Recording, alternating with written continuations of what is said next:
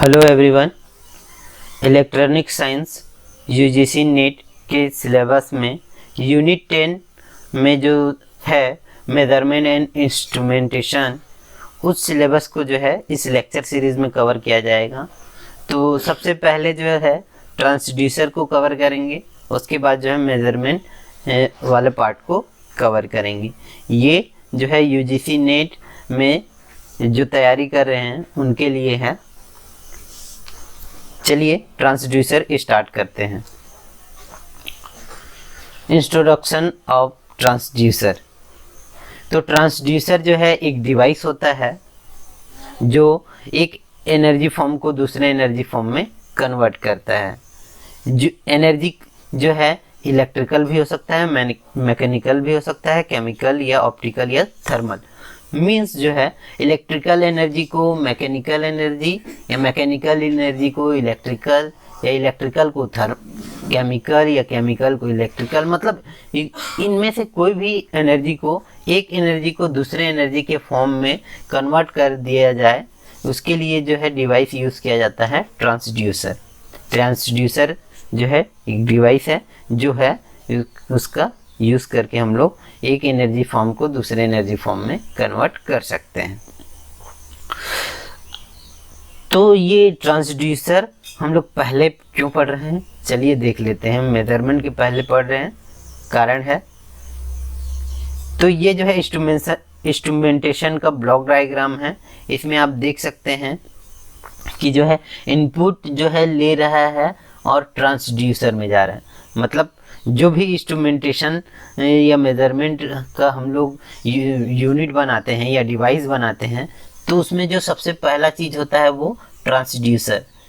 वो जो है क्वांटिटी को लेगा, पहले मेज़र करने वाले क्वांटिटी को इनपुट में लेगा और उसको कन्वर्ट करेगा मेजरेबल फॉर्म में, ठीक है, जिसको जो है ये प्रोसेसर क्या कर सके, मेज़र कर सके। तो भाई सबसे पहले जो है क्या आ रहा है, ट्रांसड्यूसर आ रहा है। तो हमें पहले जानना चाहिए ट्रांसड्यूसर, उसके बाद जो है ये पूरा का पूरा इंस्ट्रूमेंटेशन वाला पार्ट। तो चलिए ट्रांसड्यूसर का ब्लॉक डायग्राम से देखते हैं कि ये कैसा काम करता है। तो ये जो है ट्रांसड्यूसर का ब्लॉक डायग्राम है। ये जो ब्लॉक डायग्राम है वो इलेक्ट्रिकल ट्रांसड्यूसर का है। इसमें जो है नॉन इलेक्ट्रिकल एनर्जी को जो है इलेक्ट्रिकल एनर्जी में कन्वर्ट किया जाता है, इसलिए ये इलेक्ट्रिकल ट्रांसड्यूसर कहलाता है।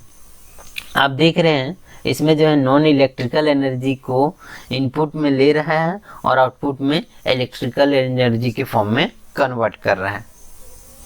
चलिए देखते हैं कि जो है एक ट्रांसड्यूसर जिसका आउटपुट जो है इलेक्ट्रिकल एनर्जी है वो इलेक्ट्रिकल ट्रांसड्यूसर कहलाता है।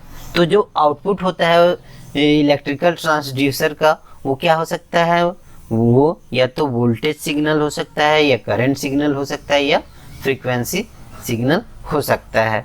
और इस सिग्नल का प्रोडक्शन जो है वो जो है किस रेजिस्टिव, कैपेसिटिव या इंडक्टिव इफेक्ट पे बेस्ड होता है। मतलब जो है हमें ये सिग्नल प्रोड्यूस करना है, तो कैसे करेंगे हम लोग, ये सिग्नल प्रोड्यूस करने के लिए रेजिस्टिव, कैपेसिटिव या इंडक्टिव इफेक्ट्स का यूज़ करके हम लोग ये सिग्नल प्रोड्यूस करते हैं। कैसे, ये जो है आगे लेक्चर में देखेंगे। ये तो हुआ इलेक्ट्रिकल। अब नॉन इलेक्ट्रिकल क्वांटिटी को मेज़र करने के लिए हम लोग एक डिटेक्टर का यूज़ करते हैं, ठीक है। तो ये जो डिटेक्टर है वो फिजिकल क्वांटिटी को जो है डिस्प्लेसमेंट करते हैं। फिजिकल जो क्वांटिटी है वो क्या करता है, उस डिटेक्टर या डिस्प्लेसमेंट कर देता है, और ये जो डिस्प्लेसमेंट है वो इलेक्ट्रिकल ट्रांसड्यूसर को एक्टिवेट कर देता है।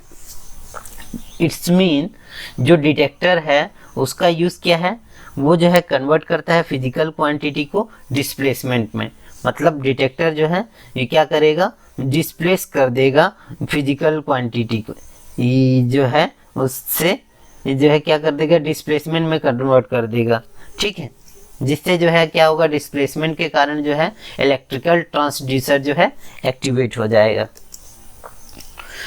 जो डिस्प्लेसमेंट ट्रांसड्यूसर है वो कैपेसिटिव, पोटेंशियोमेट्रिक, फोटो इलेक्ट्रिक या पीजियो इलेक्ट्रिक ये होते हैं।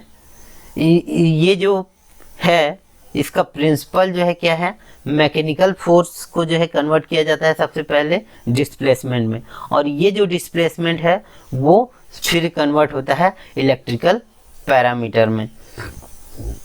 अब जो है मैकेनिकल एलिमेंट जो इसमें होते हैं इन ट्रांसड्यूसर में, वो जो है क्या करता है, कन्वर्ट करता है अप्लाइड फोर्स को डिस्प्लेसमेंट में। ठीक है, तो ये जो मैकेनिकल एलिमेंट होते हैं उसको कहा जाता है फोर्स समिंग डिवाइसेस। तो ये जो फोर्स समिंग डिवाइसेस है उसी के हेल्प से जो है हम लोग क्या करते हैं, नॉन इलेक्ट्रिकल क्वांटिटीज़ को इलेक्ट्रिकल क्वांटिटीज़ में कन्वर्ट करते हैं। अब जो है कोई भी ट्रांसड्यूसर हम लोग सेलेक्ट करते हैं या जो है हमें ट्रांसड्यूसर चाहिए तो उसकी कुछ प्रॉपर्टीज़ होनी चाहिए, उसकी कुछ कैरेक्टरिस्टिक होनी चाहिए जो इम्पोर्टेंट्स हैं। तो सबसे पहला जो है वो है लीनियरिटी। इनपुट और आउटपुट जो रिलेशनशिप है कोई भी ट्रांसड्यूसर का वो जो है लीनियर होना चाहिए। लीनियर होगा तभी वो जो है जो जैसा इनपुट मिलेगा वैसा आउटपुट देगा। दूसरा है रगडनेस या रफनेस। अगर जो है ओवरलोड प्रोटेक्शन कैपेबिलिटी ना हो तो जो है वो हमारा ट्रांसड्यूसर तुरंत ही डिस्ट्रॉय हो जाएगा, तो इसलिए जो है ओवरलोड प्रोटेक्शन होना चाहिए। तो रगडनेस उसी का है कि जो है ट्रांसड्यूसर ओवरलोड प्रोटेक्शन इनबिल्ट होना चाहिए। नेक्स्ट जो है रिपीटेबिलिटी। रिपीटेबिलिटी में जो है हम लोग देखते हैं कि जो है इनपुट जो मिल रहा है उसके आउटपुट में जो मिल रहा है वो अगर टाइम चेंज हो जाए तो भी कोई वही इनपुट अगर है तो आउटपुट में भी जो है वही आउटपुट मिलना चाहिए, चाहे इन्वायरमेंट चेंज हो, टाइम चेंज हो। मतलब जो है कोई इनपुट है उसको जो है दे रहे हैं ट्रांसड्यूसर में और उसका जो आउटपुट है वो जो मिल रहा है अगर टाइम चेंज हो जाए तो भी वही इनपुट का आउटपुट भी सेम होना चाहिए, सेम इनपुट का आउटपुट भी सेम होना चाहिए। नेक्स्ट है हमारा स्टेबिलिटी और रिलायबिलिटी, इसका हाई होना चाहिए। मतलब जो है इसका स्टेबिलिटी, टेम्परेचर बढ़े तो भी कोई इफ़ेक्ट ना हो, वाइब्रेशन से भी कोई इफ़ेक्ट ना हो, भूकंप से भी इसके जो है इनपुट और आउटपुट में कोई चेंजेस ना हो, मिनिमम एरर हो, तभी जो है वो ट्रांसड्यूसर हमारा काम का है। गुड डायनेमिक रिस्पॉन्स, तो हम लोग देखते हैं एरोस्पेस या जो है नाविक वाविक ये सब हैं, इसमें जो है क्या है इसमें जो है इनपुट जो है डायनेमिक नेचर के होते हैं। यहाँ जो मेजरमेंट होते हैं उसमें जो है इनपुट क्या होता है, डायनेमिक नेचर के, मतलब तुरंत जो है कुछ ही समय में उसको मेज़र करना रहता है। तो हमारा जो ट्रांसड्यूसर हो उसका नेचर जो है क्या हो, डायनेमिक रिस्पॉन्स का नेचर हो, मतलब इनपुट तुरंत ले और आउटपुट भी तुरंत दे। अब जो है कोई भी ट्रांसड्यूसर का मैकेनिकल कैरेक्टरिस्टिक भी अच्छा होना चाहिए। मैकेनिकल कैरेक्टरिस्टिक मतलब जो है कोई भी फोर्स या जो है एक्सटर्नल फोर्स उसको इफ़ेक्ट ना करे, ताकि जो है वो जो है लंबे समय से स्टेबल हो। ये तो हुआ हमारा इसका इंट्रोडक्शन पार्ट।